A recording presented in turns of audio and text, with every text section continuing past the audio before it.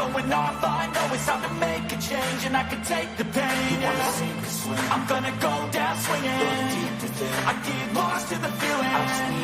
I'm gonna find my meaning. I can make a change. I wanna play the game. You wanna sink or swim? I'm gonna go down swinging. Look deep within. I get lost in the feeling. Just need a win. I'm going off. I know it's time to make a change, and I can take the pain. You wanna sink or swim? I'm gonna go down swinging. Look deep within. I get lost in the feeling. Just need a win. I'm gonna find my meaning. I can make a change. I wanna play the game. Yeah.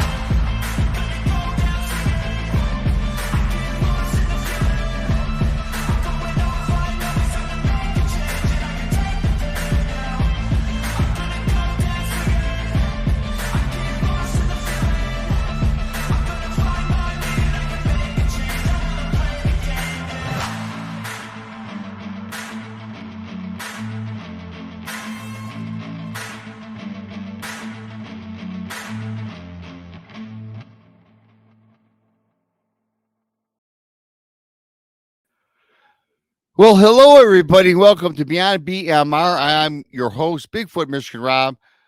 I found that song appropriate, Go Down Swinging, because our scheduled guest, Josh Turner, he's without internet service. With the hurricane rolling through, has had sporadic service. He'll do his best to join us, but I kind of don't think he's going to make it. But you know what? The show must roll on, and that's what happens when you do live streams. But that's okay. I hope he gets his power back. So just going to preempt that right off the bat for people in chat. For all you paratroopers coming on in, just spread the word. Josh, no internet. We'll see what happens. Joining me, however, in Studio B is the lovely Krista Tweedy from the Blondes and the Booze Paranormal Podcast. Please subscribe on YouTube if not already. Subscribe to Bigfoot Michigan Rob on YouTube, Texas Front Porch on YouTube. Thank you ever so much. We talk about it all on this show, as you all know. If this is your first time here, please like, share, subscribe, and make sure the alert bell's turned on, okay?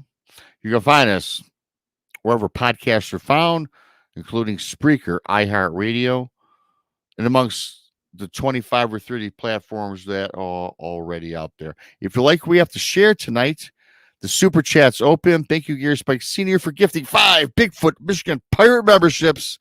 5 new pirates are. You get a picture of me with my bandana next to your name in the chat room. Thank you so much, Gary Spike Sr. Become a pirate today. Join. Super Chats, of course, are open. Check us out on YouTube for all of our other events and topics that we have going on throughout the week. I do appreciate and love each and every single one of you for coming on in. And, I'm going to bring up Krista right now. Hey. Hello, Krista. How's it going? I'm good. How are you? I'm fantastic. The hurricane rolls through and, we do live shows. And I've got to tell you, I've been without power. And when you're without power, I don't know if that Josh is without power. He for sure is without internet. Mm-hmm. And, when you do shows like this, we do live shows 5 days a week. If you combine myself, you and Brandy and Tex, right? And, Yep. Josh, right? So things happen. But what I love about, though, the spontaneity, I like the event. It kind of pumps me up because you and I have free-balled shows many a time with or without guests, and they're always very good. Yep. And we're going to continue on tonight's topic, which was talk about a little alien abduction. We'll mix in some Dogman, some Bigfoot. But, when you do live shows, things are bound to happen. They've happened to me many times. I, unfortunately, have had to cancel going other people's shows because of no internet or no power. And it just happens. It's not a video, you guys. This is like live TV, if you will. And things happen, and I certainly do not hold that against anybody when Mother Nature strikes or otherwise, right, Krista? That's it, exactly. I mean, I've had to do the same, and I remember when actually you didn't have any service, and I did your for you.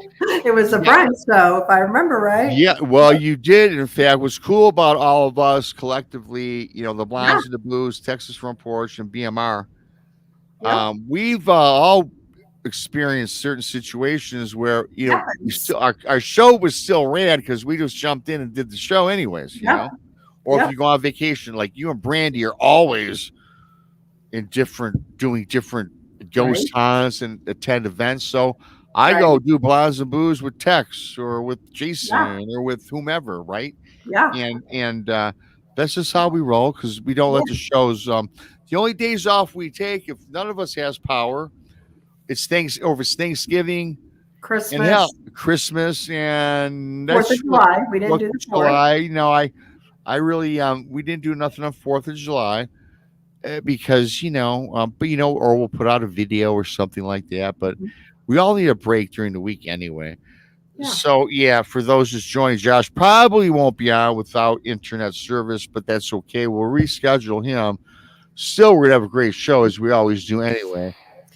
Today I got to tell you about the weather here. I'm in Missouri. I'm outside of St. Louis, and it's been hot here, except for today. Now we've had rain all day long, steady rain all day long, and the temperature only got to I think 69 degrees or something like that. That is so not normal. Oh, 69 degrees there.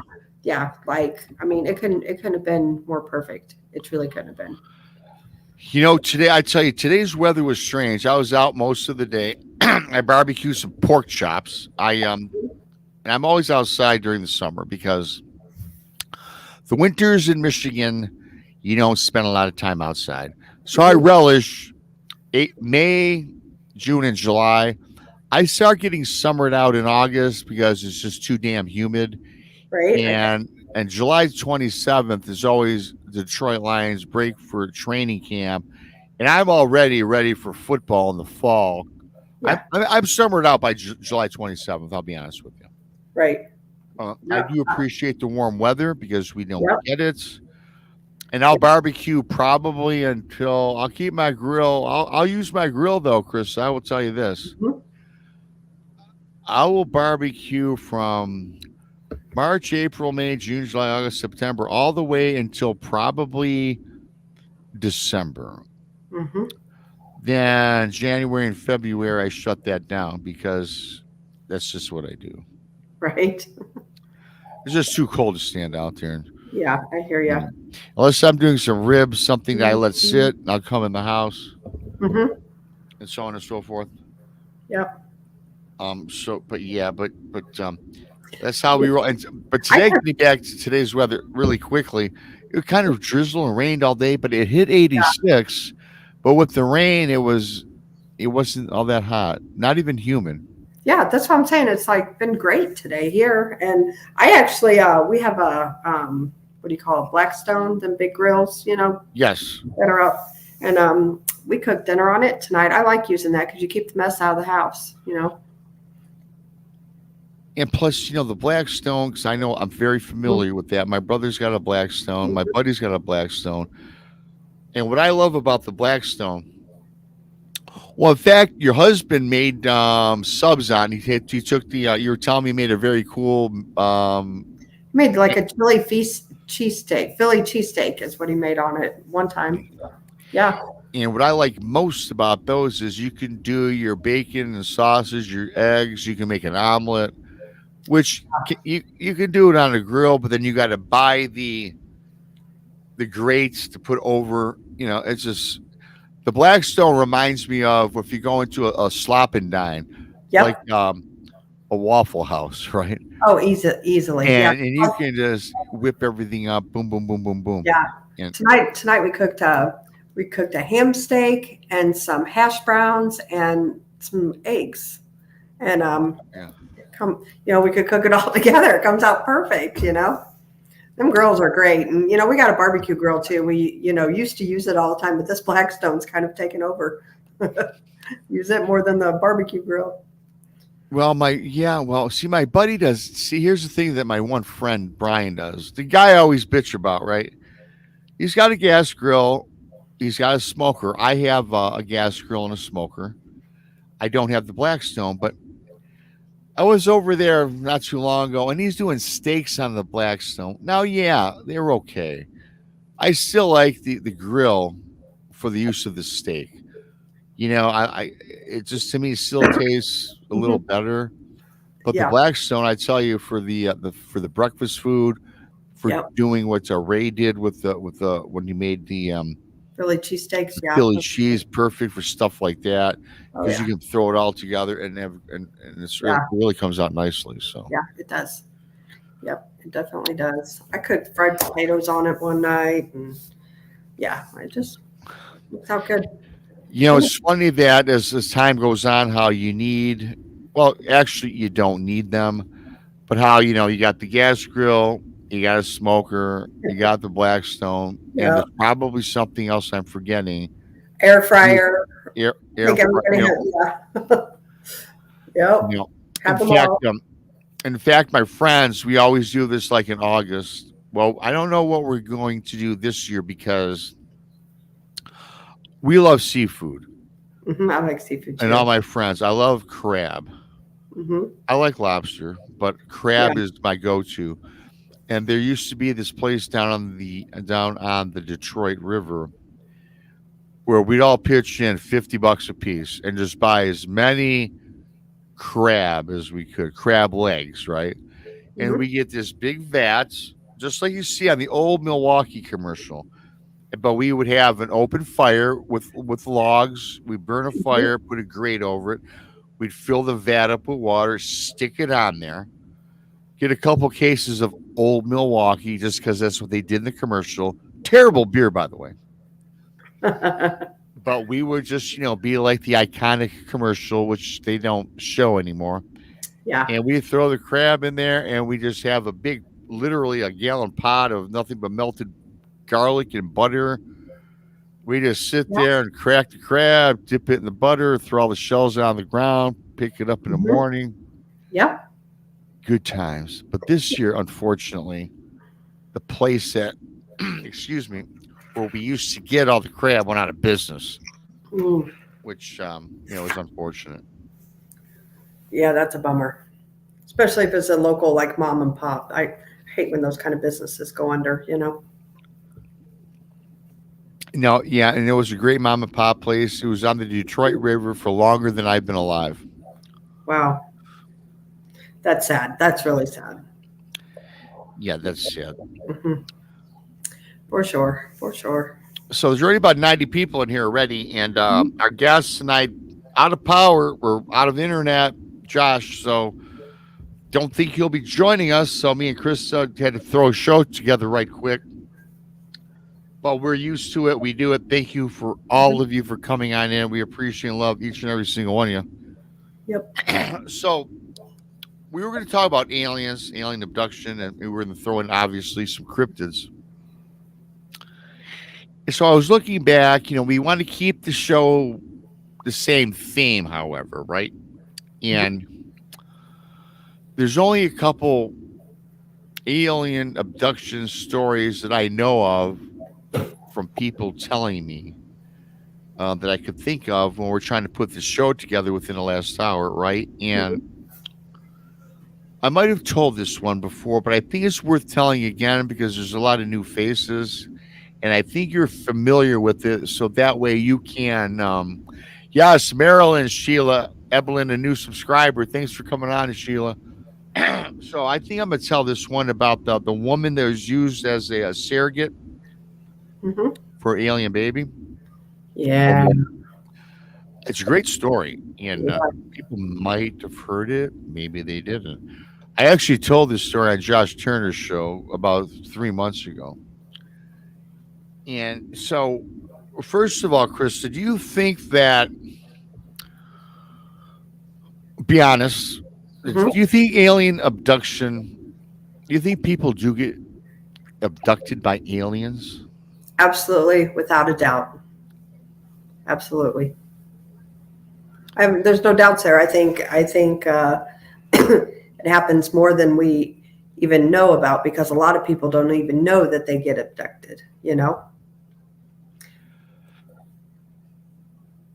God, tickled my throat. And yet, I don't think they do. In fact, a lot of people in cases that I've come across, oftentimes there's time loss. Mm-hmm. You Amongst other know, things, some people, what, don't they get marked or something, or have like a chip or something in them? yes. Things like that go along with alien abductions too. Well, the story that I'm going to share is something very similar to that happened to this young lady. And I guess I'll just get into that to get the show rolling here. This is a good point here. Never thought about this. Grandis says, do you think people get abducted by government agencies mimicking aliens? Maybe. Well, I would not put anything past our government. No. I'll tell you this. I think that our government is responsible for a lot of the weird things that happen in our world. Yep. I think the government has a hand in the missing 411. I think they know each and every single person that goes missing in our national forests. Mm-hmm. And I think they know who and what the perpetrator was. I would agree. Regardless if it's human, cryptid, or alien, portal. Yep. I got to tell you something. It really, like, with doing the show tonight, and it's kind of weird that I seen it today. And I'm going to I'll leave names out of it. However, I saw our man in charge of our country on the TV today at work, and he was doing some kind of a speech somewhere. And at work, they keep it on CNN all the time in the break room. And I was just walking through there. But I got to tell you, like, his skin looked greasy and fake. Like, he didn't even look like a human being. Which leads me to think, like, reptilian or, Okay. Let me tell you something, Krista. First of all, John, yes, government needs testing subjects. And again, you guys, I know most of the people that watch the show, not just people in chat, but people that actually follow our shows, which makes up a great vast amount of people, which I often, by the way, I'm going to start saying this on every show. I love everybody that's in the chat room tonight, 97 of you strong. Mm-hmm. I also appreciate the 500 people that are watching right now that don't participate in chat, because they do help drive the show, they drive the views, and you people often are forgotten. Not forgotten by me, but not, how should I say, recognized enough, Krista. So thank you to everybody who listens now and you're not participating, listening, and watching the replays, because you guys make up probably 70% of all the views. So my hat off to all you folks. Not to say I don't love the people in chat, because I love everybody in chat. So thank you. Yeah. But I do have to tip my hat or my bandana to the people that do follow and watch, but they don't make their names public. For good reason for a lot of people, right? Mm-hmm. Yep. Absolutely. I was talking to a friend of mine, Rob. I don't watch your show because, what if one of my friends sees me interested in cryptids or UFOs or the paranormal? Well, dude, you don't put your real name in there. Well, here's my philosophy. Who cares? Because how would they know unless they were watching it too?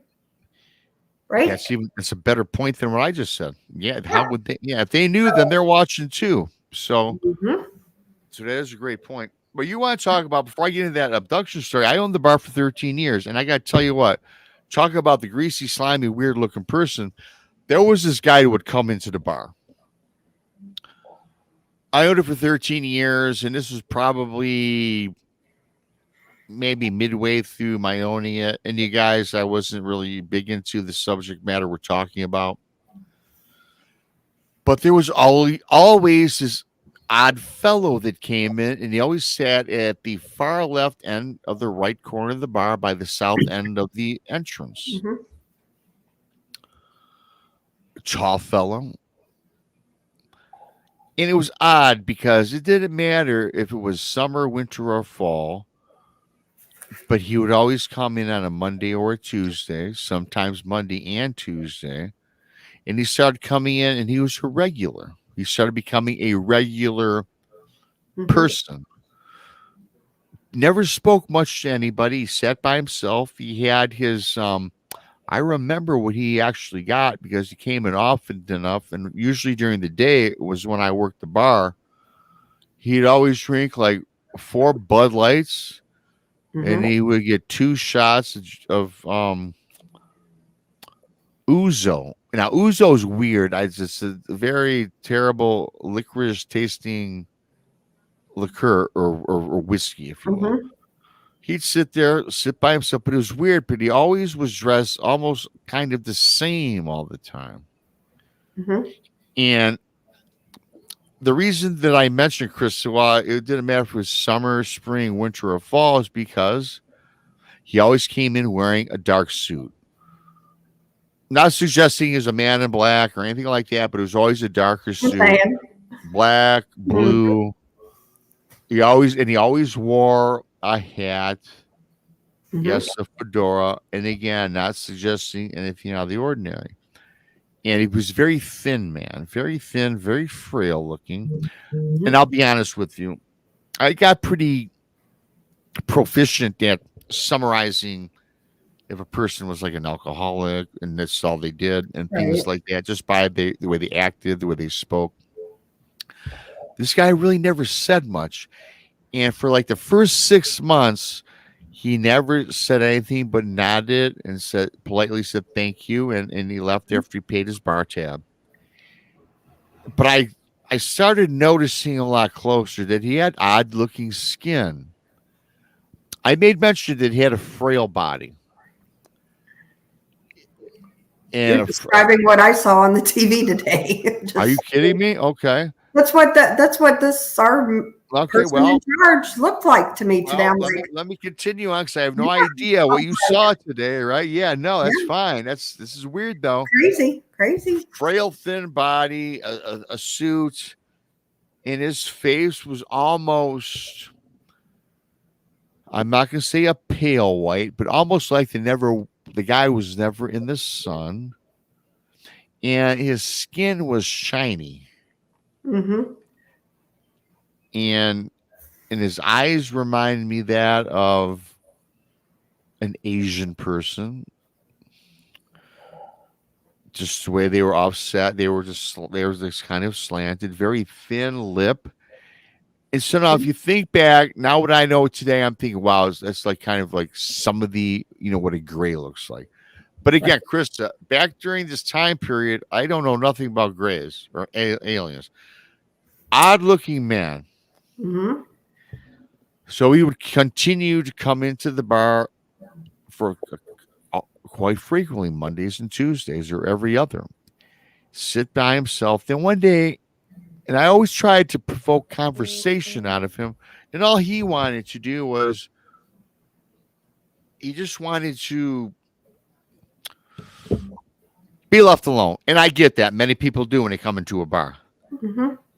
So finally, about 8 months roll by, I said, look, fella, I appreciate your business, but hey, you want to straight up a conversation with me? He looks at me with these eyes, opens his eyes wider, and I saw nothing, but they're black. I didn't see a pupil, but I just see darkness. He goes, then you know what he says to me, which is very creepy?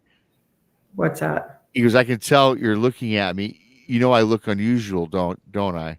I go, well, not to offend you, but yeah. Yeah. He shut his eyes, and that's why I don't speak. He continued on in the bar for another 6 months, minding his own business. I never spoke to him since. Never saw him again after maybe a nice 2-year run at the bar. And didn't see him again. And a lot of the customers down the road, they were kind of afraid of this guy. And they never brought it up to me. They never talked about this guy until they realized it's been 6 months where they haven't seen him. Then one day, someone brought it up. Hey, the creepy guy's finally gone. And people around the bar were applauding. And I can't tell you, if there was a 90% of the bar, and these are all regulars, were so relieved that guy was gone. Because every single customer I had an odd feeling. Okay, that's weird. I'm not suggesting this is an alien, a man in black. But for somebody to literally have an audience, have a bar patron of 50 to 60 people right at a time in a bar and see him that don't want to confront him or talk about them because they kind of are fearful of this man. What is that? Right. Well, I mean, I'm like I said, like what I saw on the TV today reminded me of what you just described. And it went through my mind like reptilian, like maybe he is a reptilian, you know, and maybe sounds like to me that's what you just were talking about, you know? Yeah. Hey, I got Josh is on the line. Okay. I gotta blink out for just a moment, you guys. So Sure. Go ahead. No, and seeing that on the TV today was just kind of weird because like, I didn't know what the show tonight was going to be about or anything like that. So anyway, it was just kind of cool. That's all I'm saying. So anyway, trying to read through chats. Grandizer says, BMR, that's a vibe I give people at the bar, but it's not fearful. Talk about UFO or cryptids, and it angers and creeps people out. You know, people, I think that, you know, people are scared to talk on the subject, in my opinion. Like, you know, I mean, I have people in my own family who won't talk about it. They know what I do, and, you know, I'm the weird one, but that's okay, you know, but they think it's not normal to talk about it, you know. I think that's where a lot of that. Maggie says, apparently really negative people have high cortisol and they have particular smell. I reckon we pick this stuff up as well as the energy things. Yep. Are you good? Yeah, we're good. Apparently Josh might be joining us. Okay. So now if I look back at this whole story that I just told everybody, and Chris, I was kind of listening to what you said. Yeah, we were just BSing me in the chat. That's all. And now today here in 2024, as we sit July 9th, I'm thinking this guy, since, you know, we're talking about aliens, I think that guy was an alien. I do. Mm-hmm. You know, he just, you know, he looked at me with those black eyes, slanted eyes, you know, kind of like reminded me of an Asian. Hey, I'm just going to tell you guys how I perceived him, right? Not a big deal, nothing against Asians, Donnie Show. So yeah. And then all of a sudden when he leaves and people did not talk about this guy until they knew he was gone. So let me ask you a question. Was his skin shiny? It was shiny and oh my God, that's what like was on the TV today at work. And seriously, like I usually just walk through the break room because I go through there to go to the bathroom or the kitchen. And you know, so I was walking through there and there was people in there just talking and I actually stopped and I'm looking, I'm like, what the heck, you know? So I get what you're saying. It was shiny, and I don't want to say that he was pale white, but I did make mention. It looked like this. Okay, you know how very red-haired people have very fair skin, and they're pretty white, and a lot of true redheads, they can't go out in the sun; they'll burn, and they're white. Yeah. Kind of like, you know, not even like Jason McLean. Okay. Well, Jason's a redhead. You know, a redhead. He was red. Yeah. Now he's, you know, grayish red, but. The skin was so fair. It was probably as fair as all of our bare bottoms. I don't think any of us have, you know, I think all of our bottoms, everybody, man or woman, they're pretty fair. They're pretty, you know, white and white. That's kind of what this guy's complexion was. Yeah. I can't make mention of his hands because I don't know. Right. But, you know, very pasty, and so now I'm thinking that this guy, the thing that bothers me the most is the bar patrons were fearful of this man. What does that tell you? And I didn't realize that until he was gone, and then they brought it up. Well, and here's the thing too. Okay, so you got to think when you're in a bar and you're drinking. I don't know about anybody else, but like I have no fear in a bar. You know what I'm saying? If I'm drinking, you know?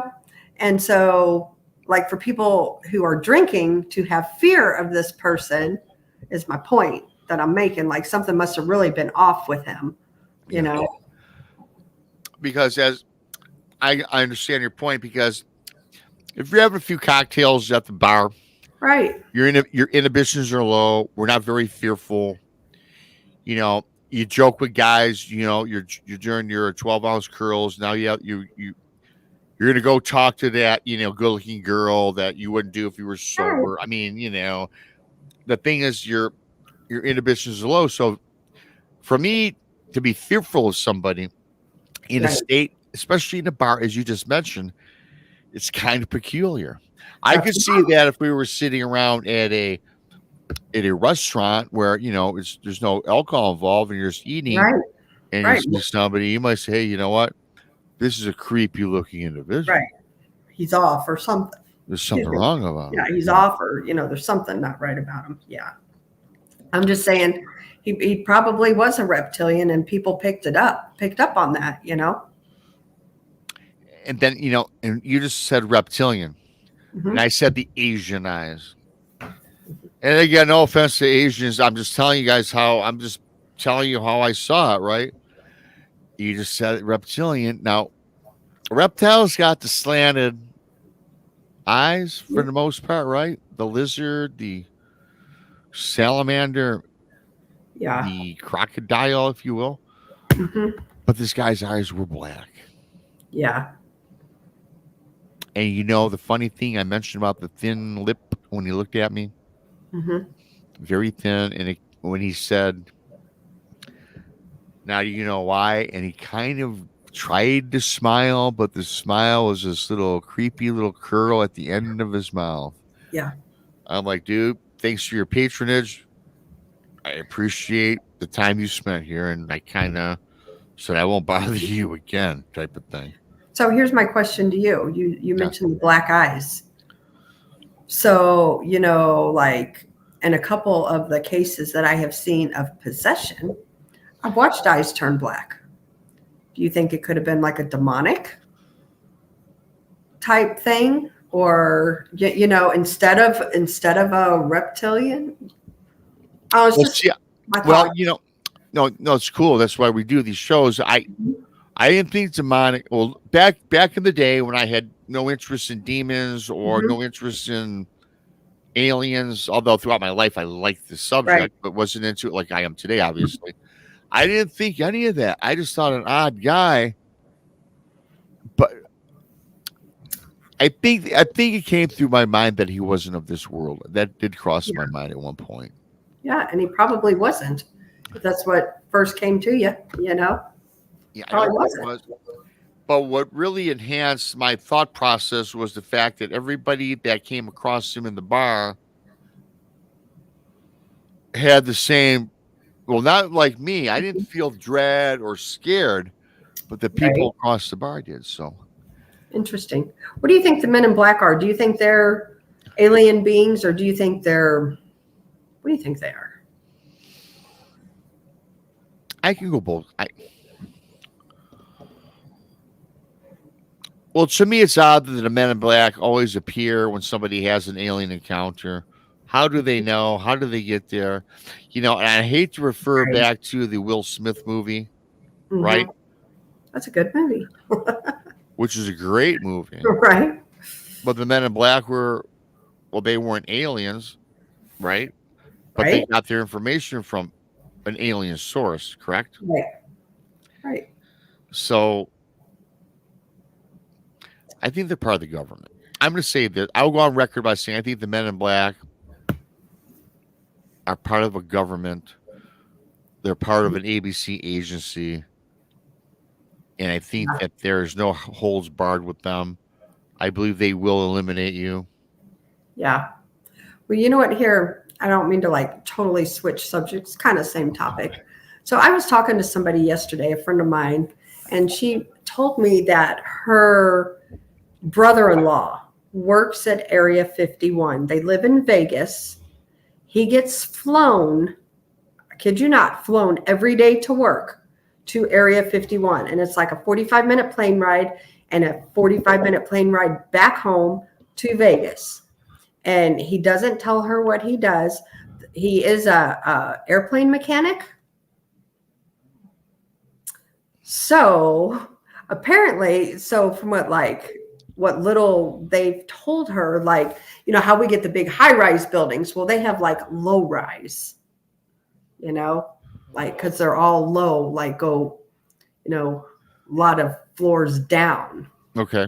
I don't know. I just found that interesting. Sorry, I didn't mean to like go squirrel on you, but it just, you know, I had a conversation yesterday, you know, about that. And I just thought that was interesting. Like, seriously, they get on a plane every single day to go to work, 45-minute plane ride there and back home.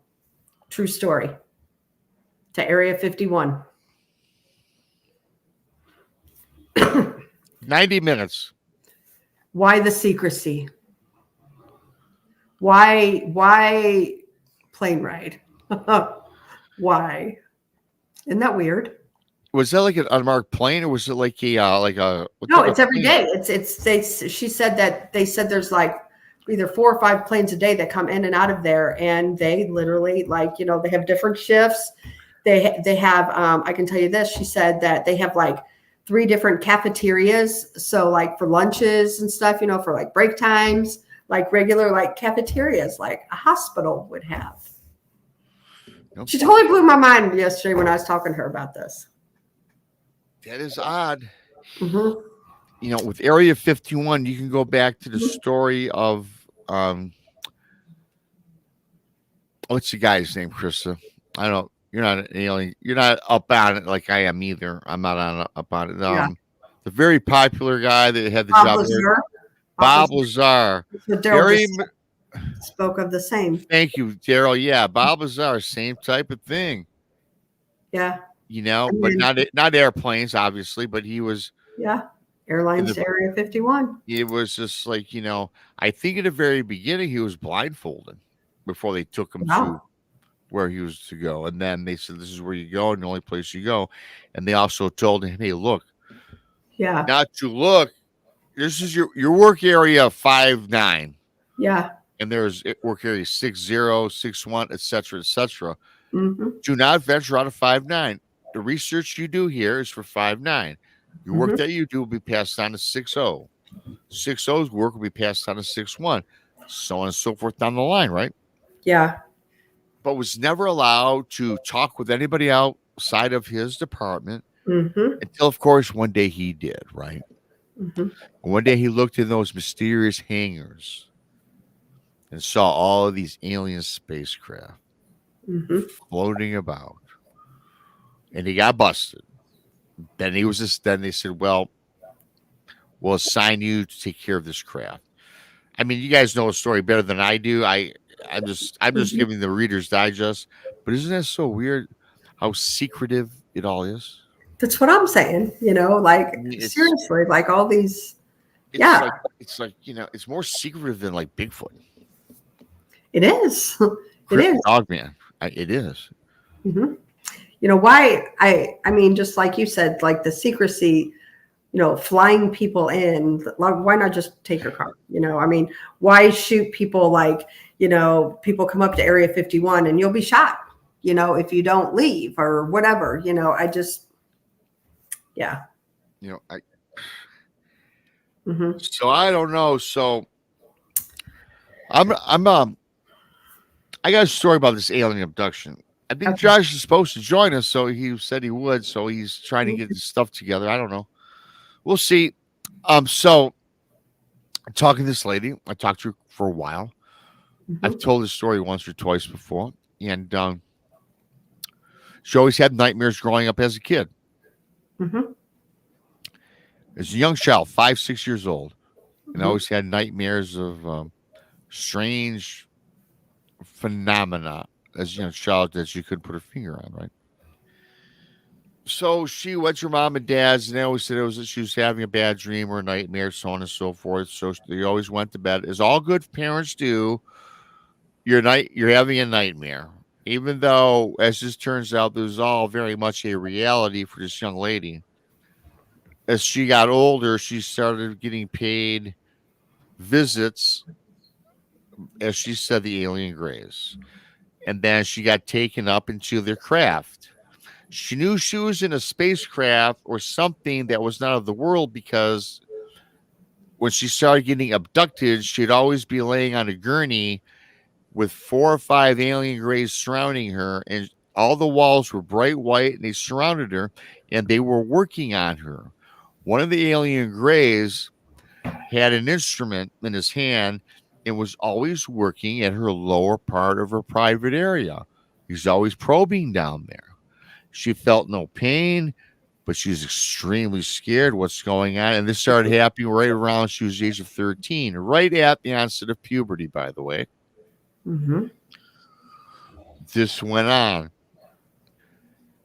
She always thought these were just dreams, vivid imaginations. She saw psychiatrists, a neurologist, because by the time she's in her 20s, these dreams kept going on and on and on. These neurologists, psychiatrists, all these specialists, she said there's nothing wrong with her. Then she started noticing nodules on the back of her neck. Mm-hmm. And she started to get self-conscious of it. As a girl, always had the long hair, and she would always cover up the hair to cover the nodules in back. Yeah. So she would just go on and on. Mm-hmm. Out her life. She lost a husband, got married to a husband, had a husband, and, got divorced, had 3 beautiful daughters. Mm-hmm. Life goes on. I see Josh has showed up. I'll shorten the story just a little bit. So anyway, life goes on. Now she gets paid a visit from the alien gray. And now this alien gray is now at the bed of her bedroom. Okay. Mm-hmm. And it's saying, now we're going to tell you what's been going on. Takes them back to the spacecraft and says, we've been using you, and you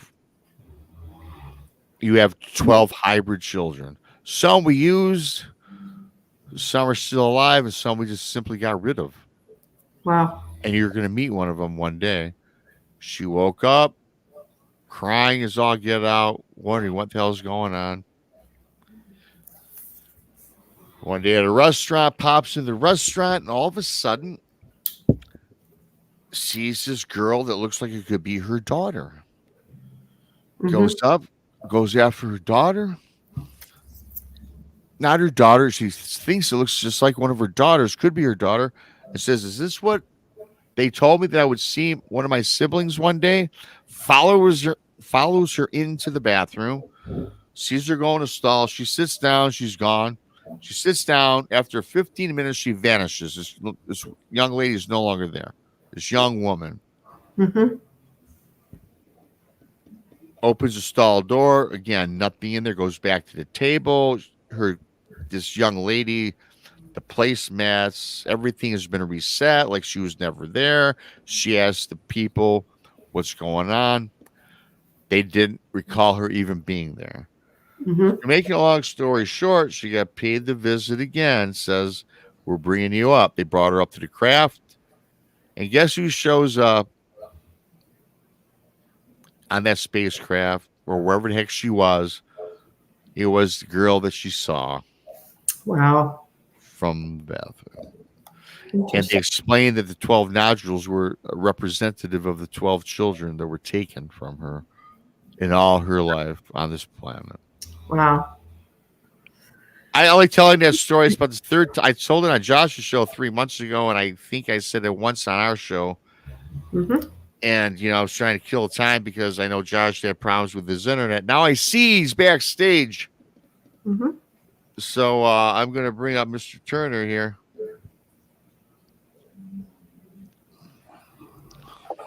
Hey, guys. How's it going? Hey, Hello. Josh. Good to have you. I'm glad to see you're up and running there. Yeah, the internet was down, and all I could find on there was a bunch of people complaining about it being down, but they weren't saying why it was down. The hurricane is since passed, and so I was just going to ask you, how did you guys fare with that hurricane? we just got some rain, and it didn't do a whole lot. It wasn't like a big deal. Gotcha. Okay. I thought it was like a real big deal. I thought like the whole part of from your area all the way down south was It messed was up. all in the east. Texas is so big, man. Like something will happen in Texas, and people be like, "Are you okay?" And I'm like, "That was 400 miles away from me, man. It's such a big state." Gotcha. Yep, for sure. For sure. Well, I'm glad you could finally make it. I do appreciate that. And had you not made it back, as you know me, life goes on, man. That's why these live streams, I've lost power here on my own shows, and it's like, oh boy. So I get it. So I'm glad that you got that restored, and I do appreciate it.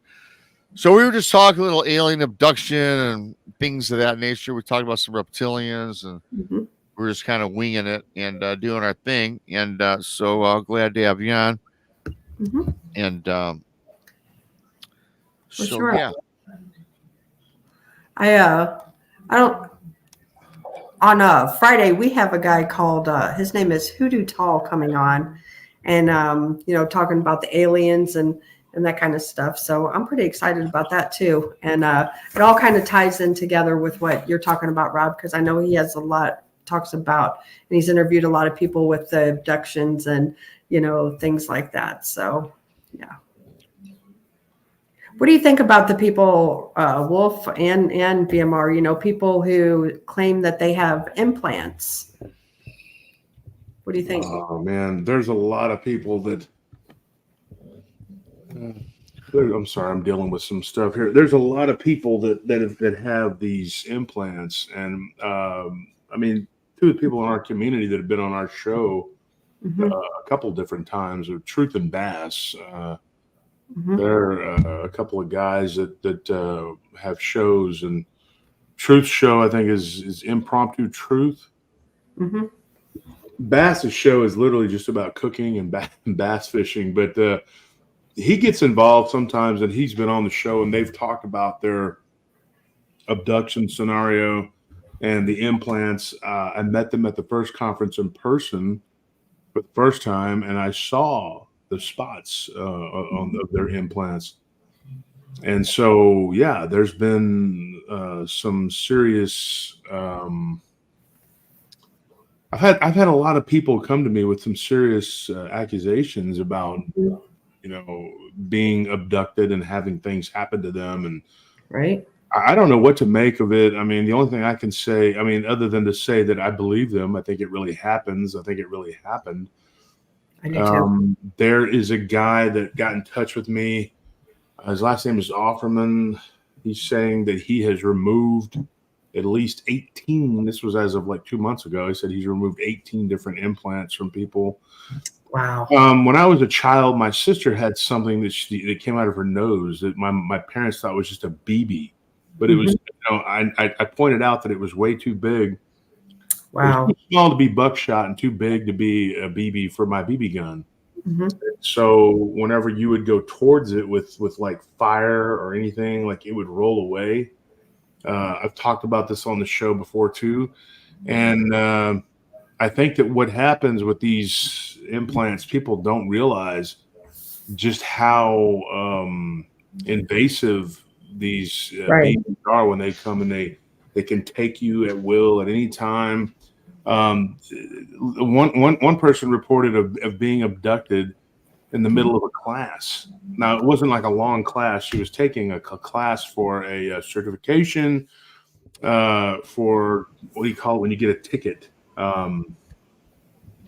Like defensive driving. She was in a defensive driving class. There were 8 people in the class plus a professor, so there was 9 people. She was abducted in the middle of the class, and then she was returned. And of course, they were missing time, but she said that it was just like a weird thing. Like nobody really noticed. They were like getting out of the class 2 hours late, and so they took her and they actually changed an implant out. Her name was Jessica, and it was a weird thing. Like she told us about this. This happened, I believe she said it was in Connecticut. I have to go back and look, but that was a weird story. You get these stories from people like just all the time. Some of them are just, small, short little, whatever. And then others are just really drawn out. Like crazy stuff that then people don't always remember. One guy had said that he was driving down the road, and funny, Rob's from Michigan, but this happened in Michigan, and there's Saginaw, and he was driving down the road, and he's like out of the blue. He's 37 years old now, but when he was 34, all of a sudden, everything that had happened to him just like came roaring back to him, like it flooded his brain. And he was like, holy crap, like I've been abducted. And he's like, when he reached out to somebody at first, they just basically told him that it wasn't real, that he was just, hallucinating, or maybe because he was in therapy for a long time and he didn't know why he was having all these mental breakdowns and these problems. And then it just hit him. And so several people tried to tell him that it was just because he was going through a hard time in his life. Excuse me, I'm so tired. And they said that he was going through a hard time in his life, and it made him think things that weren't real, and that his life was, in shambles because of, marital problems, whatever. But he thinks that this was the root of all of his problems, that it caused a lot of problems. Just like I think that, me seeing the dog man in my teens created a lot of issues for me.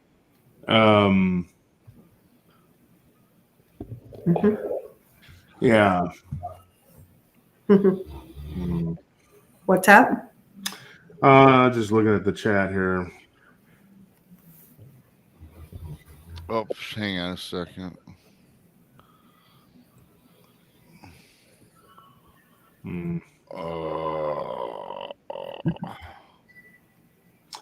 So anyways, what ended up happening, thank you for that. I appreciate that. I catch it all, Josh. Come on now. You know me. Yeah, I know who that is. I know what that is, and I know what it's about. They're just coming over here to try to feed off. I know. Hey, I know. I haven't seen them. So what ended up happening, this guy, he ended up, his name's Mitch. He told us that he pretty much, all of his problems stemmed from having these abduction scenarios. And I think that what ends up happening with these people, sorry, 1 second. Is there another one? No. Okay. Just reading some of the comments. I got to be on my toes right now. I'm sorry. It's just, my internet was down and I was having to use the satellite. Now it's finally up, but it's just, one of the things that this guy had said was that he believed that a lot of these situations that were happening in his life were creating the problems that were taking place in his life. Like the rest of his life was being affected by it. And they were trying to say to him, including his therapist, that no, these problems are it's not the problems, are actually what's causing you to feel like this happened. And he's like, no, I'm not having hallucinations based on stress and anxiety. My stress and anxiety is being caused by these problems. Mm-hmm. They didn't want to accept that. And then, of course, he goes to this other guy who tells him, hey, because they had like a kind of a therapy group, and it was just a makeshift group of people in that area that had gotten together who had abduction scenarios.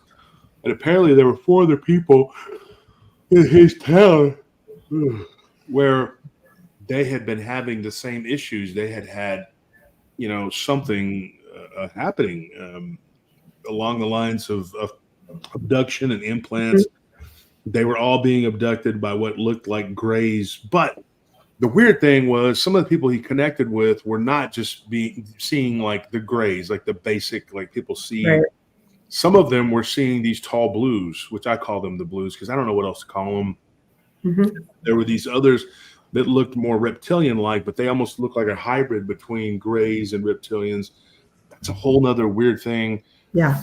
So I asked him in his personal opinion, and I got in touch with a guy through him named Paul. And I have not spoken to him on the phone. We've only messaged back and forth, and I'm trying to get him to give me his take on it. And one of the things that he said, him and his sister had been abducted, or I'm sorry, it was him and his cousin. They grew up together. They were raised by their grandparents. But he said that they were living with their grandparents at the same time, or he was living with them and she was there for the summer, but they had started being abducted at the age of 8 and 9. She was 9, he was 8. They were playing outside. They saw this ball of light come out, what they thought, as children, you don't know any better, so they thought it was the sun. And the sun was coming down, and it turned out it was broad daylight. It was just like a light over a tank, like a pond, whatever. It's here in Texas, call them tanks, tank of water. But and they were playing, and so the light like absorbed them, as he said, and he said that he learned that there was an entire program going on, and that he had actually met this individual, Mitch, when they were children. Mitch would have been 11 years old at that time. Like I said, he was 8, so they were 3 years apart. And he said that one of the things that he thought was odd was that Mitch didn't remember any of it, but he did. And then ultimately Mitch moved away from their hometown. And so like one day he's driving through Michigan and he feels the full force of this, like it all comes back. Now, I asked him this because I was just curious for my own whatever. I'm like, what could have precipitated you just all of a sudden out of the blue bring all this? He said, well, I was starting to have like a lot of memories of like past lives and all kinds of weird stuff. And I was having these memories, and they had started when I was 35 or I'm 34, sorry. He goes, and then by the time I was 35, he's like, there was already like an entire like book I could write on the situations that had taken place in my life. Like I was already like able to remember most of like these weird things that had happened to me as a child. Like he remembers playing with a nail gun and shooting himself in the foot. He also remembers like his dad getting really mad at his mother, if I remember correctly, and he pushed his mother into the garage. He thought he had killed her because he pinned her up against the garage, which actually didn't really hurt her too bad, thank goodness. All of these things had been blocked out of my mind to where I had really just created like a Leave It to Beaver like scenario in my mind, thinking, well, this is really reality, you know what I mean? And then come to find out that no, that's not reality. That was just something that he had dreamed up in his head.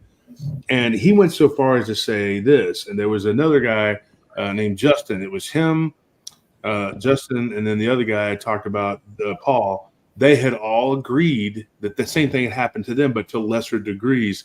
I say Justin was kind of middle of the road. Like he had a lot of memories that had been, as he called them, evaporated. And then memories that were put into place that were not real. Now, one of the things that Paul and me had corresponded over was he asked me if I thought the Mandela effect could be an effect from people who have had abduction scenario. I said yes and no. The reason I say yes and no, and hear me out, is because yes, the abduction scenario could be them, pushing false memories into your mind because they have the ability to do that. And it's so weird because like right now, this is happening right now, right? It is really happening. Yeah. But then in a few hours, you'll look back at this as a memory and you'll say, oh, well, I remember that. Well, the crazy thing is, what is memory? Because they apparently have a very good grasp on what memory is and how to manipulate it. Right. And so what we think of as memory becomes like subjective. It's like it's not really, we don't really know. Like, in a few hours when we look back and we think on this moment in time of me talking to you, Boomer, and talking to you, Krista, it didn't really happen. You know what I mean? Like, and so it becomes like, yes, of course, bunches of people witnessed it, so we think it's really a memory. But the idea that they could manipulate your memories and then even manipulate those around you. Right. Scary. There was a birthday party memory that one of them had, which was the one guy's older sister. And she remembers it. His family remembers it, but he knows that that's not real. He's like, that didn't really happen because all of this, the truth and fiction all came back to him. This is the guy that I was talking about, Paul. Same thing happened to him that happened to Mitch. So they all had this like weird memory tampering. They all had this like implants that were put into them. They all had a very similar situation that took place that was just not correct. Everything that they agreed to, that they believed in, it was not real. It was all like an agreed upon illusion. And so you start going back and looking at this situation, it could be like really a microcosm of what we're all dealing with. And I've said this before, we are living in sort of a simulation, like a matrix. Even the CIA has been accused of admitting to this at various times to different operatives and people who've blown the whistle and said, yeah, the truth. They have come out and said that this is all an agreed upon illusion. Well, how much of it is agreed upon and how much of it is forced, we don't really know. But these beings are able to come in and out of this world, i.e. the matrix, and take memories and take them out and then reinstate memories that aren't real. Then how much of it is, you know, like is it happening within our own, you know, like in our own day-to-day lives within this matrix? How much of it is real is what I'm saying. And how much of it is being tampered with outside of the norm. You know what I mean? Yeah. Excuse me real quick. Have you been, I can't get rid of this John guy. I just got rid of him again. Okay. I called him an asshole and I banned him finally. Okay. I'm sorry, Josh. Didn't mean to interrupt you. I just was trying to. And now my phone's blowing up with never. Let's continue on. Yeah. Thank you, Ridge Runner. Thank you so much, brother. Messy Ridge Runner. Yep. This might be a bad night to come on because, you know, I don't know if you guys know what's going on, but you know what, Josh, I heard the show, as I say, must go on. You know, it is what it is. You're my friend and I back you. So I'm going to say, I don't want to get involved in all the other things, but you know, you're good enough to come on despite what's going on, power and the other thing, which I ain't going to make mention of. So, you're welcome on my show anytime, my man. Yeah. I can deal with a little bullshit, so to speak. It happens. You get it more than I do. I do have a question. I was reading Ridge Runner's comment there. It's like, I don't know about that one. I'm tall and good looking. He cracks me up. He's funny. Greg Ogles is watching us. Yes, very good. Thank you, Greg Ogles. Yeah. Yeah, he's funny. He's a good guy. Jessica, I do want to apologize for cussing out that guy, everybody, but there's certain things that I don't put up with, and one of them are trolls and idiots. So that's just me. I'm y'all know me. I'm transparent, so it is what it is. Yeah. But Josh is always welcome on a show, so it is what it is. Yep. I got a question. Well, actually, Jessica Boyles has a question. Any info on people removing the implants and possible repercussions? I'd be curious about that. Is there like repercussions for removing the implants, you know, from these, you know, that yeah, I don't know. That's a good question. If Josh, if you want to go because you're upset, you can. I'm telling you, you don't have to. I'm not. I'm cool with whatever. Yeah. If your mind is elsewhere, I get it. I'm not going to be mad at all. You know, look, here's all I'm going to say, but I'm not going to mention names. I'm not going to say anything at all. The people who are, you know, and I joked with Monica about it the other night. You know, it's like Monty Python, where you know, the Holy Grail, where they run up and they hit the castle with their swords and then run away. Mm-hmm. That's all it is. I mean, none of this. It doesn't matter. They can all get on the SS full of crap and launch their torpedoes. We just hit 36,000. We're at like 90 something on the podcast. I just talked to 3 more sponsors tomorrow. It's like, dude, what? Mm-hmm. What? You can't stand in front of a train and go, stop. It's just not going to happen. I mean, we've done too much work. We stick together. They've tried to tear my household apart. That's not going to happen. They've tried to tear my friends apart, and with me, with you guys, it's not going to happen. We continue to grow. You know, we'll be on television in October. It doesn't matter. I mean, they're not they're not doing anything. So they get someone, to turn against me that I've already known has been against me for months. They just come out and just fully say it. I mean, who cares? Like, it's not like I'm shocked, that this person accused me of something today. Like, whoopee-doo, But I mean, if you use your brain, why would I use that handle to say that? I mean, I'm a lot more clever than that. I would use something that's completely unrelated to me, but that person chooses to stand on that. That's the hill you want to die on. So be it. And I don't care. It was just an excuse to get into the war. I mean, it's just like any other thing. If you need an excuse to jump in there full on and support your allies, I get it. So, I mean, we already know the situation. Everybody in this community, pretty much, unless they're living under a rock, saw the writing on the wall. People let things go to their head. I never needed the money. That's why I never got into this for the money. And some of these people did. That's their whole deal. You guys aren't trying to make money. We're just trying to you're passionate about this. That's why I'm with you guys. We're all a group of people who are very passionate about what we do. I read all this and I and I don't want to talk about it. I'm not talking about it. You guys asked. That's why I just said, look, it's just, I don't want to talk about it. No, it's fine. And I just had, it come up and I said what I said, and we just move on because, again, I'm not in your situation. All I know is I feel for you, and I'm with you. So it's just when I see crap like that, I just can't condone it out of respect to you, Nelly, and the family. So, and I don't want it in my show either. If they don't like me, then take a hike. Yeah. The last thing I'll say is this. Anthony said it best yesterday. He says, we don't need anything or anybody. We could just do what we do and be friends with who we're friends with. And that's it. We don't need a lot of anything. We're just going to do what we do. And whoever wants to watch and be a part of it, they can watch and be a part of it. And those that don't, I will be doing a Rumble kind of explaining our side of it, later, maybe later tonight at some point, since the internet's working better now.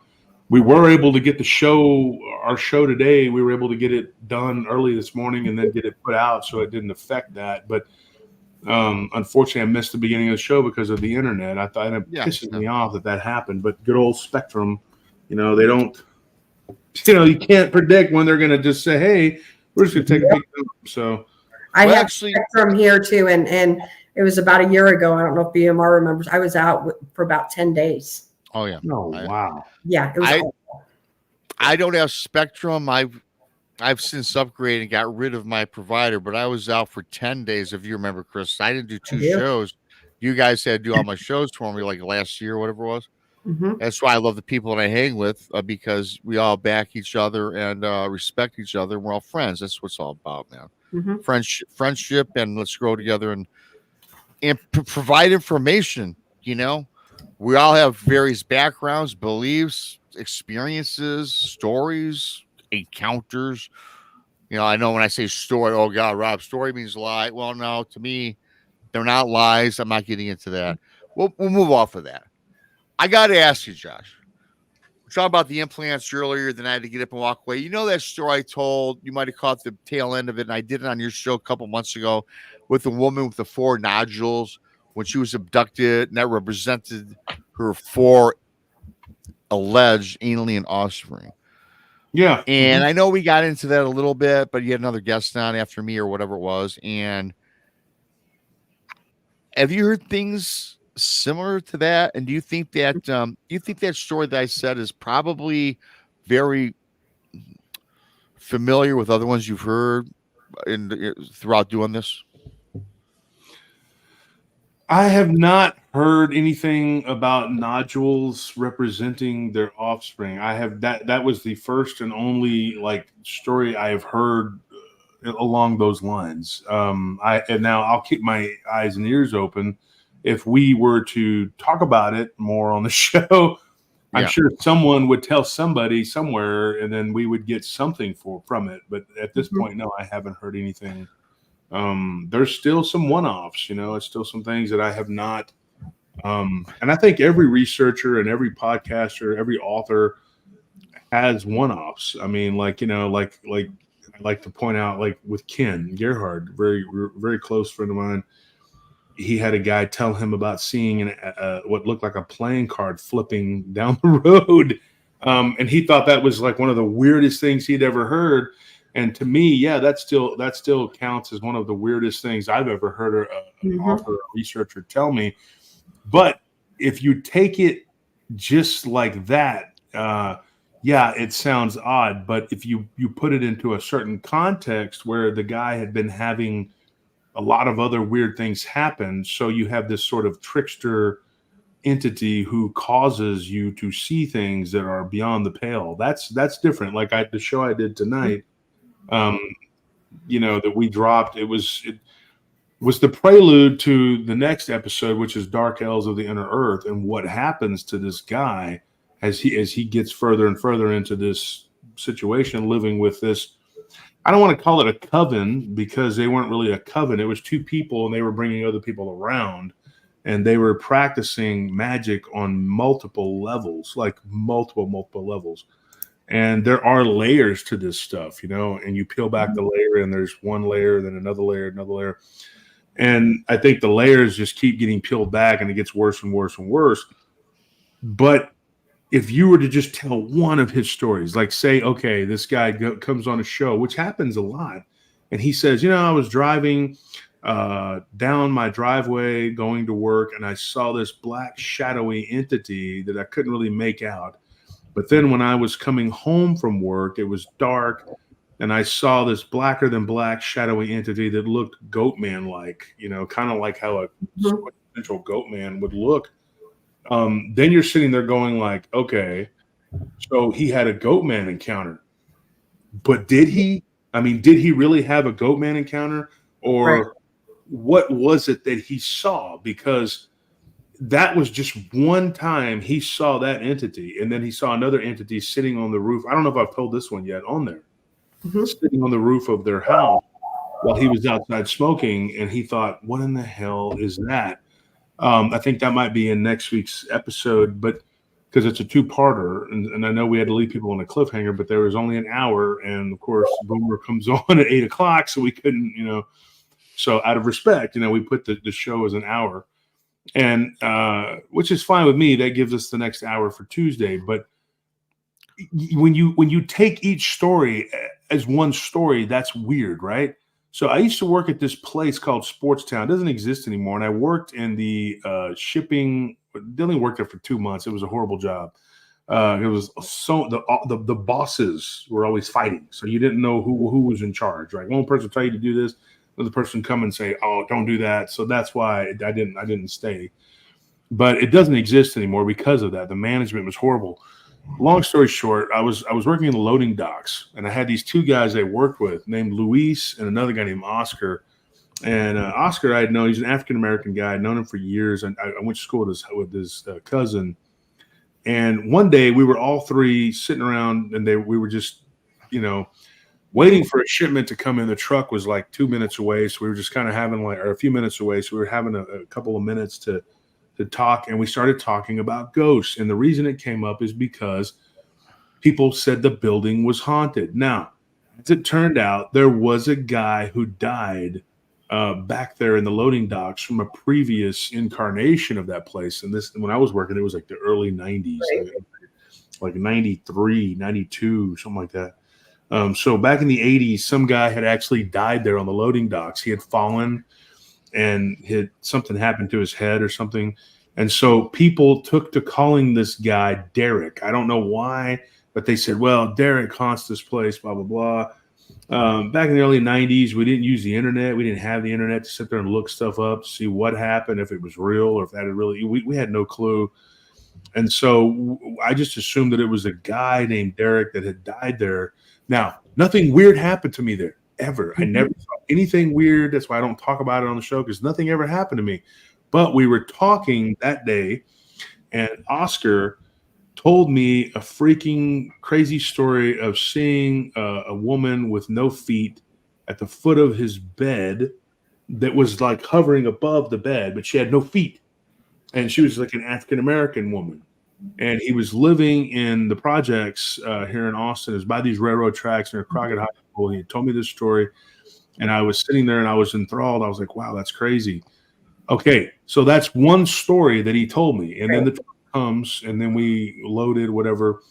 Well, literally like 10, 12 years go by, and in fast forward, and it's like, in the early 2000s or mid 2000s, whatever, and I run into him one day, and we're at Walmart, and we just started talking again, like, hey, old friends, whatever, catching up, whatever, and he told me, hey, man, I'm working at this National Tire Battery place, whatever, and come by, see me. So I don't see him again for a few more years. And then one day I go into the NTB. He's working there, and he's one of the managers. Well, he does some work on my vehicle, whatever. And we talk briefly. And then one of the workers there was kind of joking that they believe that there was a ghost there because one of the jacks had rolled by itself and caused like a chain reaction of weird stuff to happen that caused a car to fall. Literally. Mm-hmm. They were kind of freaked out. And Oscar was like, see, man, I told you, man, it's these ghosts. So then that day, we were sitting there and I was waiting for my vehicle to get worked on. And like I said, this was probably like 2010 or something. 2000. Right. And he started telling me several ghost stories that had taken place in that particular apartment he was living in, where he had told me and Luis, and I remember Luis because we worked at a security company together years later too. Austin wasn't as big as it is now. It was a couple 100,000 people. You'd run into people. Now it grew so fast. It's over 1 million people here, right?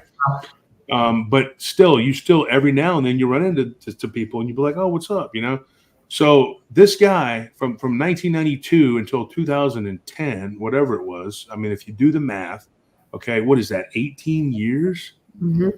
And so 18 years go by. My point is, I only remember the one ghost story he told me. But that day, he told me 3 or 4 more. Right. So fast forward a little further, the show starts, and it's 2019, and I run into him at a place I was working at called Palo Santos. And I said, hey, you remember you told me you had several ghost stories that had taken place? And he goes, oh, heck yeah, man. So then he wants to tell me a story about something that happened to him and his brother by those railroad tracks that he had not told me before, about this dude that they called. Well, they called him the Raggedy Man because he would walk around on those railroad tracks, and the people that go to the high school by there would see him. And they say that he was the ghost of like a homeless guy who had gotten hit by a train. I don't know if that's true or not. I know that there was a child, not a child, but a 14-year-old that had gotten, I guess that's a child, but like he had gotten hit by a train because he had headphones in and he couldn't hear, and the train hit him. At least that's what they think happened. So I knew about him. I didn't know about the Raggedy Man. And so when he started telling me that, he goes, you remember I told you there was several of those stories that day when we were at the tire shop? And I said, yeah. And now he's working at another tire place. I saw him at Palo Santos. He was dating a girl there. So my point is, you get one story from somebody. Mm-hmm. One story. But you don't know like how many other encounters that person had dealing with that same situation. Exactly. Yep. So when someone comes on a show and they tell their encounter that's tailored toward the agenda of that particular show, they'll be like, look, this particular episode is about Bigfoot, So tell me your Bigfoot story. The person comes on, they tell the Bigfoot story. Typically, they want them to leave out anything that has to do with anomalies or anything that may have happened along with the Bigfoot. So you have pretty much people like they're using like an agenda to get people's stories or to tailor toward whatever it is that they're talking about. Tonight on our show, we got this guy's story, this guy Jeff, and to a lesser degree, his friend Steven. We got their stories, but we couldn't even really get into the meat and potatoes of what it was originally about, which was about the Wende creatures, as we call them, these dark elves from the inner earth. Because I told him, I said, look, I want to know everything that happened to you from start to finish. Because that's the hallmark of what we do. I don't believe in this, just give me whatever I'm talking about at the time. If I'm talking about a giant bird sighting, then just give me your giant bird and move on. If there was other things that went on that were involved in this, tell me the whole story. On Sunday, we did the same thing. We talked about the Grand Canyon mysteries. We had the whole thing with the Grand Canyon. This guy had a lot of weird stuff happen to him, but it's not unheard of to have multiple phenomena at one time going on when you go into what they call the forbidden zone. There's a couple different people who've given us, now not to that extent, but who have given us some really freaky stuff that has happened to him. And now he went into that forbidden zone and trespassed, which was illegal what he did. Going against the rules, the laws, and common sense. He violated it all because he wanted to know. He wanted to see, if what his friends had told him was correct. And I would hazard to guess that, yeah, his friends did see something. Now, did they see mummies? We never did figure that out. I don't know. But they saw something that gave him enough inspiration to go and keep traveling inward into these canyons. Now, somebody had messaged me after the show and they said, why would this guy do that by himself with just his dog? I said, I don't know. Why does Lyle Blackburn go into Falk, Arkansas, deep into the woods by himself? Right. Why does Adam Davies go and live for 6 months looking for Bigfoot amongst the Right. guys that are badass dudes that are willing to do that? I mean, that's what they do. Why do people do that? Why do people trek through the woods and the forest and go looking for whatever it is that they're trying to find? There's a reason for it. I mean, because they feel like they're going to find whatever it is they're looking for. They're curious, pioneers, so to speak. They're out there on the frontier, and that's what they do. So this guy was doing the same thing, and what he was doing was really no different than everybody I've ever seen on every episode of I Shouldn't Be Alive. It's always the same thing. It's like, yes, I decided to go out into the wilds of Montana and get chased by a grizzly bear and it ate my left leg. Of course, I shouldn't be alive. Yes, it's like I was faster. I was faster. Yeah. I mean, I jumped off of a cruise ship and decided to swim for it. I was in the Caribbean 100 miles out and I just thought, why not? I shouldn't be alive. And then somehow, miraculously, God allows them to be alive. But these people, they do these things. And so what, he did was really no different than what Isaiah was his name. He's a young guy, and I did chastise him quite a bit. I kept saying, whoa. Every time he would tell me something, I was like, dude, really? Like at that point right there, you could have said no. At multiple intervals, there were chances where God was telling you, hey, maybe it's not that important. Maybe you should just go back. And then his own dog turning and trying to mutiny, kind of tells you maybe this isn't a right idea. Maybe this isn't a good idea. But he just continued pushing on and pushing on and pushing on. And it just seems to be, there's something in people, like this indomitable spirit in the people, and there's this lust to know, that it's like this curiosity. Nothing could be more true. Curiosity killed the cat. I have 3 cats, and they're very curious about everything. And they'll do things the dogs won't do. We have 4 dogs, and they'll sit there and watch them and be like, that's not smart. And the cat does it anyway. Because the cats are just very curious creatures. And people very oftentimes are the same way. They just can't help themselves. And so that, not making excuses for the guy, but knowing human nature and how they are and what we are as people, we do these things. I mean, we just do these ridiculous things, and it doesn't make a lick of sense. At times, I think I've been guilty of it too. I've done things that I just thought, this isn't correct, and I did it anyway. But that's just kind of what it is.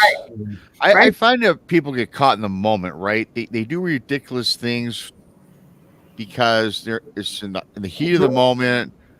They want to tell a story, or they want to impress a girl, or they want to be caught up in today's society. So they do things that they wouldn't do because they feel that they got this pressure on them to perform, right? And it's much like even coming on a show.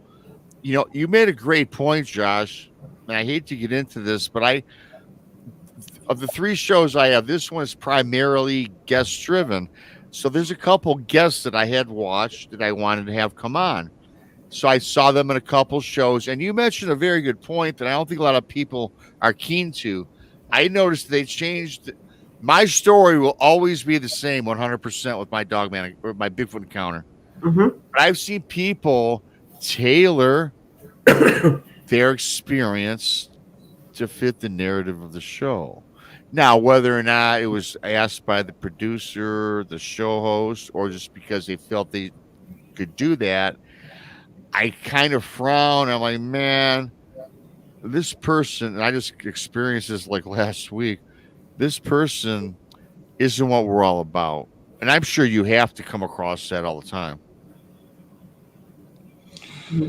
Yeah, you don't. I don't really have people that like will tailor their story or whatever it is based on what we're talking about or whatever. I've noticed them change from show to show, radio, podcast, whatever. Maybe not you per se. Yeah, and maybe I haven't paid attention to it. But yeah, I do. I've heard of that, like people doing that. I've heard of people saying that or whatever. But there are certain shows that are like Bigfoot oriented that are very flesh and blood. And like I don't really have a Bigfoot story, so I don't really have that. But I can come on and tell people stories. I'll tell you this really quickly, not to cut you off. BFRO. Mm-hmm. I say it all the time. I have no problem saying this. Flesh and blood. If you send them an encounter story, they will. And if there's any element of the woo, the paranormal, the supernatural, they will sanitize it and edit it. Mm-hmm. And for people they'll edit it out, but they'll provide everything minus the woo.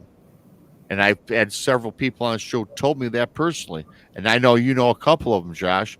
Mm-hmm. And to me, for people that are trying to put out a quality show, get out the truth, and provide the data that's needed for these people that are researchers, it kind of makes it that much harder for you and I and everybody else in the field. Yeah, and another thing too, like if you look at like some of these shows, like there's a very big Dogman channel, and I think that I've actually talked to a few of the people who've been a part of that show, and they will tell you a lot more of their encounter than what they tell on that show, because that show is geared towards a flesh and blood audience. Because I don't know so much now. I haven't watched that show or listened to it hardly at all in years. But I know that at the time that I was on that show, that it was geared toward more of the flesh and blood. I had a little more leeway than most of the other people that were on that show. I got to admit that. Yeah. I was allowed to go further in with the encounters, and a lot of those people have come out and been on my show since then, or we've revisited or retold their encounters.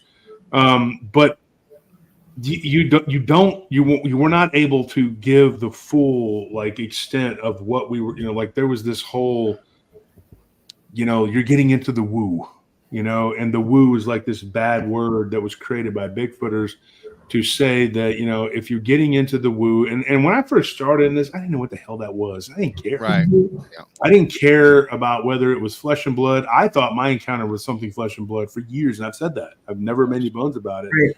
And some people have been like, well, he changed his story to it. And I never changed the story. I've never changed the story.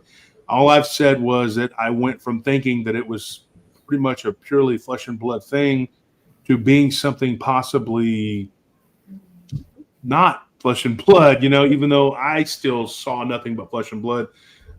Somebody that was with us, my friend's brother, made a very good point about it. And so it made me stop and give pause. And then all the other people that have come forward about these creatures and have said, look, gosh, there's so many of them, like if you go to the Bigfoot thing, for example, let's just take one person. Jesus Payan. We all know him very well. He's been on our shows. He was on Breaking Bad. He's an actor. Yep. He was at our conference. having talked to him extensively on camera, off camera, on air, off air, whatever, this dude really believes that it is a both. Like, it can be metaphysical and physical, Right. but metaphysical really is what it is because it's able to be manifested as both. And it appeared to someone else with him as there was an alien creature that was with it. Yeah.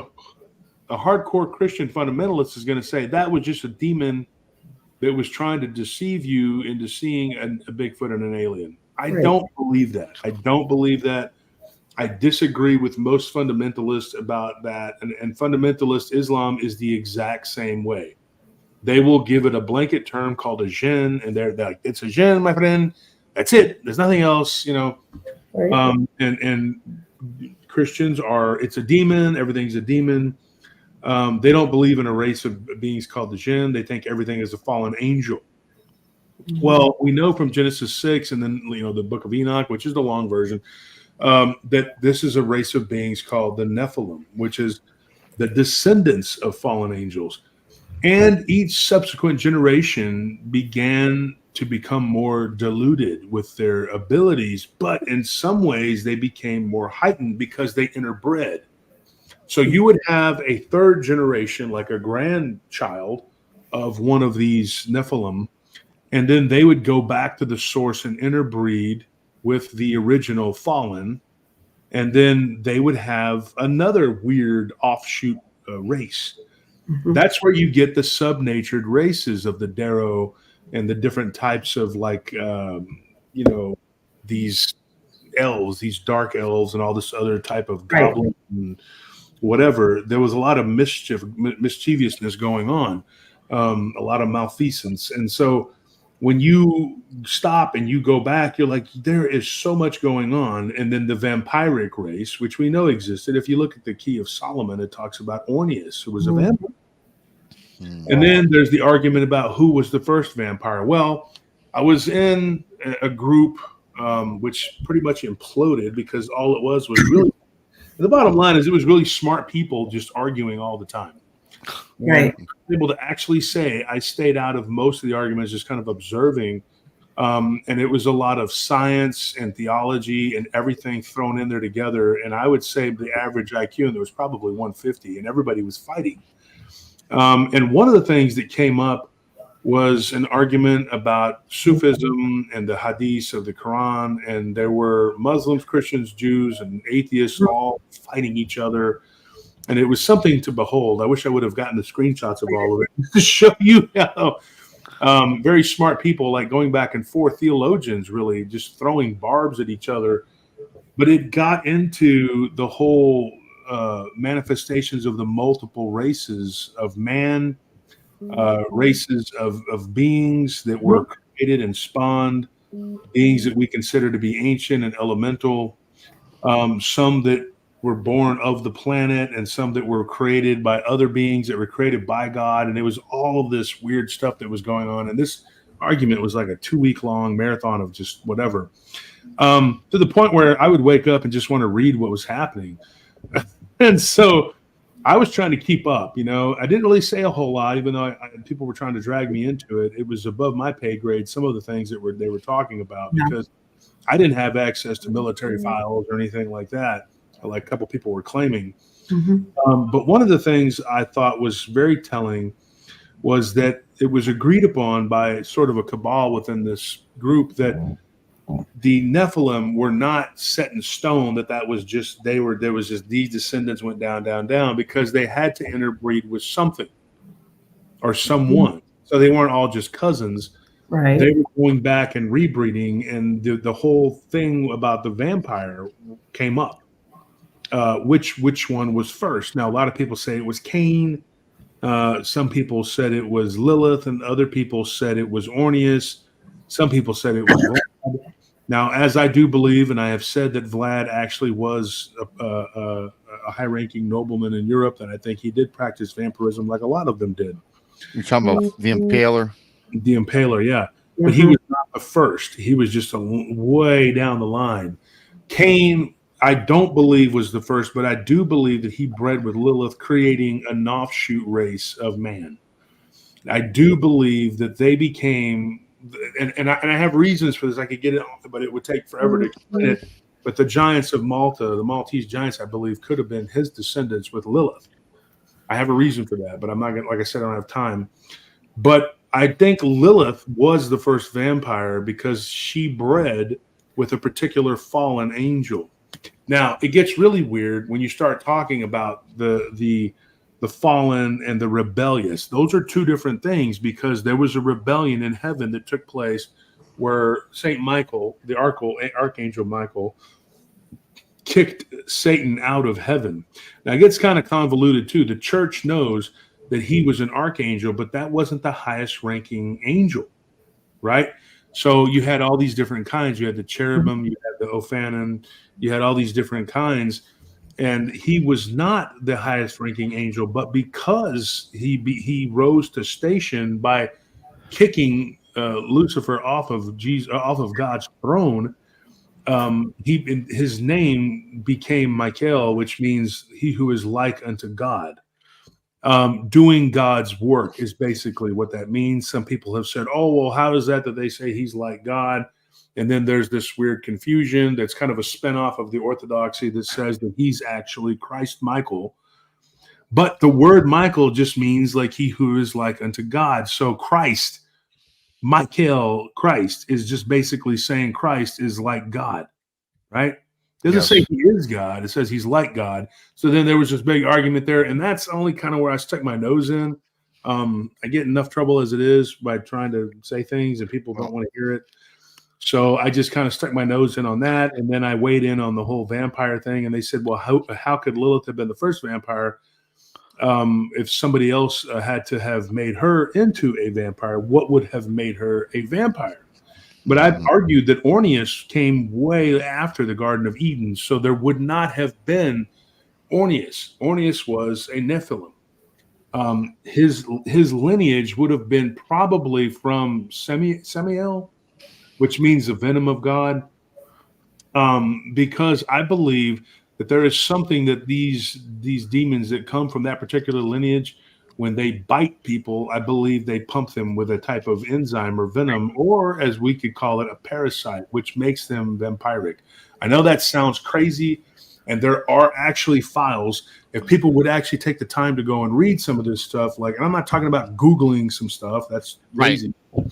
What I'm talking about is going and looking up Soviet, Bulgarian, Romanian, Hungarian, Polish, Latvian, Lithuanian, and Estonian, Belarusian, all those different countries that I listed all of them up underneath the Iron Curtain. Once Perestroika took hold, also in East Germany, the Stasi had a lot of documents.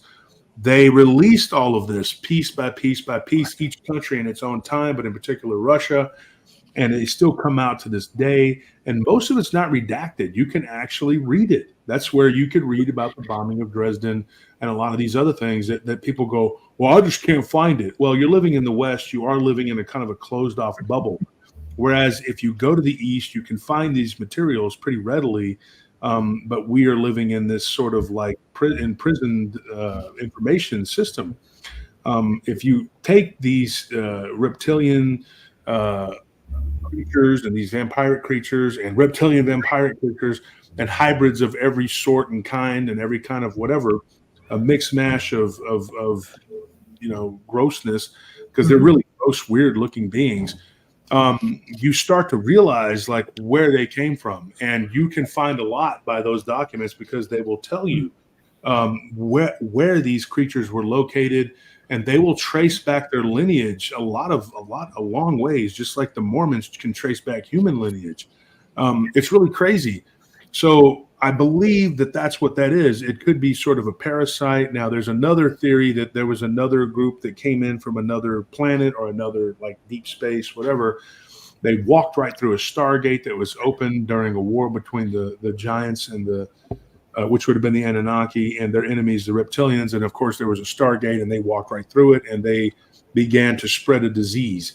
But think of it like this. A Tasmanian tiger has 4 legs and stripes, and they call it a tiger because of the stripes, and it has the appearance of a canine. It's not related to a tiger or a canine, but it looks kind of like both. Mm-hmm. Just because you have a vampiric disease that is being spread here on this planet does not mean somewhere else that's not happening. The same thing. Right. Josh, I gotta tell you right now, down the road, we gotta do a vampire show, whether it's here or with you. Mm-hmm. I want to be involved one way or the other. I love the subject. First of all, Vlad the Impaler is not I don't believe was a vampire. He was just Vlad the Impaler, and I'm not going to get into that. You know the story behind that. The origin of the vampire is outstanding, but I've also, and talk about the fallen angels and demons, I've also come across, I was doing some reading on necromancy.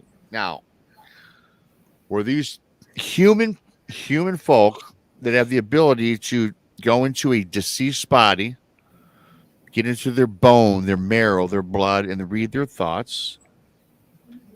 And these thoughts they now perceive, and they move on to another body. So a necromancer goes from body to body, and they read dead folks' thoughts.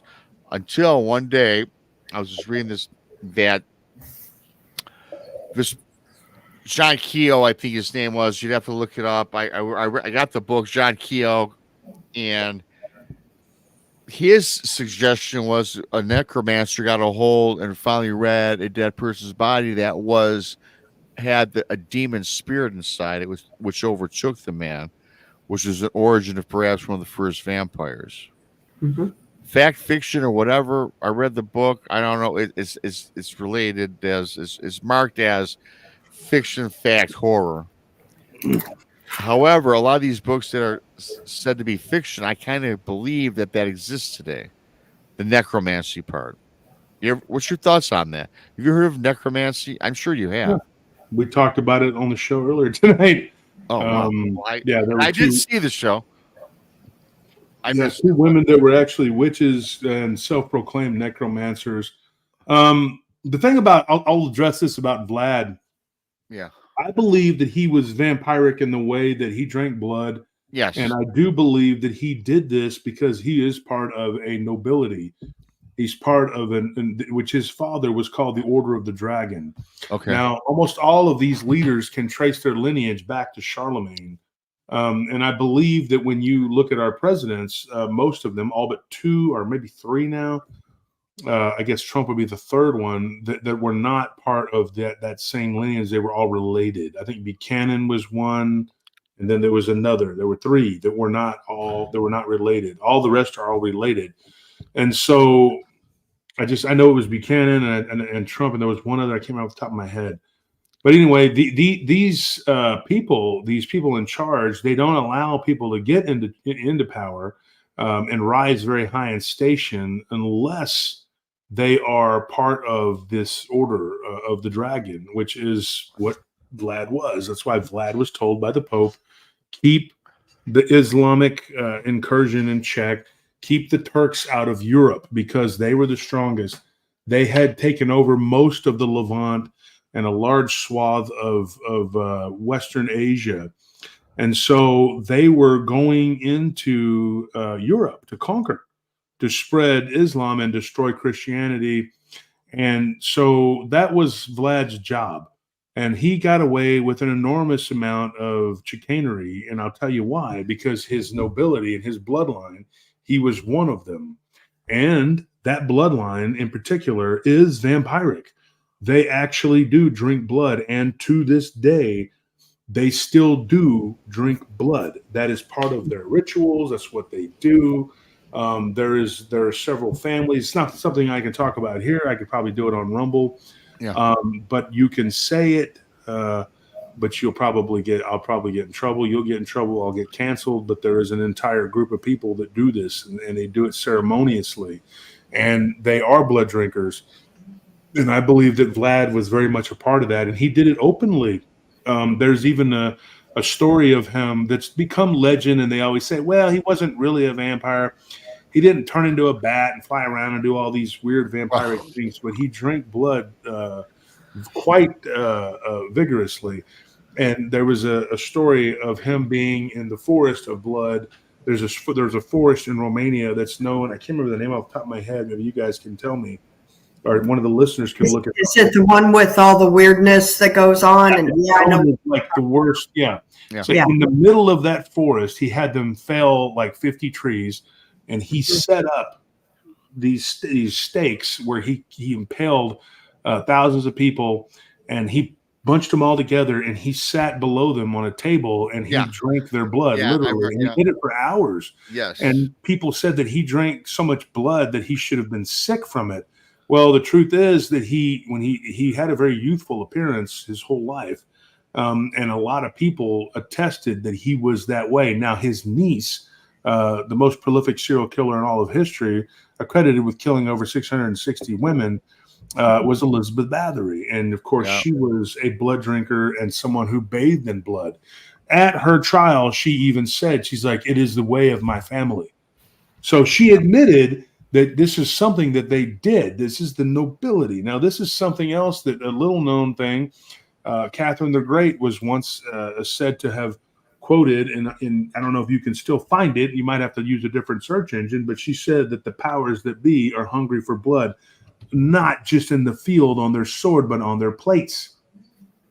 So what does that mean? He's basically saying that, look, there's a bloodline there that actually craves and wants the blood. And they actually do drink it. They actually do consume it. And of course, well, here it just says, Grandis says the blood countess would bathe in virgin blood. Virgin's blood would be the most pure. They want blood that is pure and untainted, and that's not going to be full of whatever, contamination. So yes, that would be their thing. That is why I say that he was a vampire. I do believe that they are vampires. I do believe that they practice the drinking of blood. Not all of them have fangs, but believe it or not, some of them do.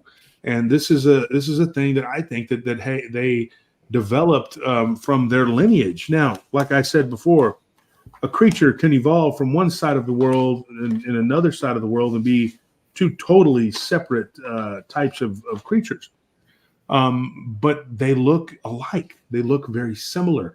Take the dire wolf, for example. I've always wondered about the dire wolf and how it could have been so closely related to a wolf, but there was really no interbreeding that we saw there until recently. And it was something I had debated about with the late Scott Martis, who was a paleo researcher that I would talk to. We would sit up late at night and debate about prehistory, just talk about it all the time.